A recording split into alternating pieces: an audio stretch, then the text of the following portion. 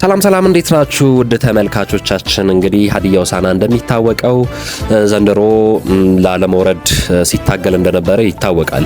አሰልጣኝ ካሊድን ካሰናበተ በኋላ አዲስ አሰልጣኝ ሾሟል።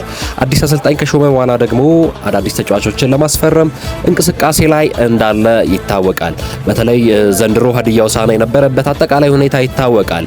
ነገር ግን ቀጣይ ዓመት ሀዲያ ሆሳዕናን እኛም በቅርበት እያንዳንዱ ነገር እየተከታተልን ወደ እናንተ እናደርሳለን። አዲስ አሰልጣኝ ከሾመ በኋላ ደግሞ ተጫዋቾችን ለማስፈረም እንቅስቃሴ እያደረገ ነው የሚገኘው። እንግዲህ ዛሬ በደረሰኝ መረጃ ነገ ጀምሮ አዳዲስ ተጫዋቾችን ለማስፈረም እንቅስቃሴ ይጀመራል። አዳዲስ ተጫዋቾች ሲፈርሙ ደግሞ ወሳኝ መረጃዎችን ወደ እናንተ የምናደርስባቸው ሁኔታዎችን አመቻችተናል ማለት ነው። ከነገ ጀምሮ አፕዴት የሆነ ትኩስ መረጃ በብሬኪንግ ኒውስ ወይም በሂድዊጎ ወደ እናንተ ይዘን እንመጣለን ማለት ነው። እስከዛው ይሄን አካውንት ላይክ፣ ሼር፣ ኮሜንት በመስጠት አክቲቭ አድርጉልን። የሀዲያ ሆሳዕና አካውንት በኋላ የዝውውር ዜናዎች አጠቃላይ ያሉ ሁኔታዎችን በቆንጆ አቀራረብ ይዘንላችሁ እንመጣለን። ተከታተሉን።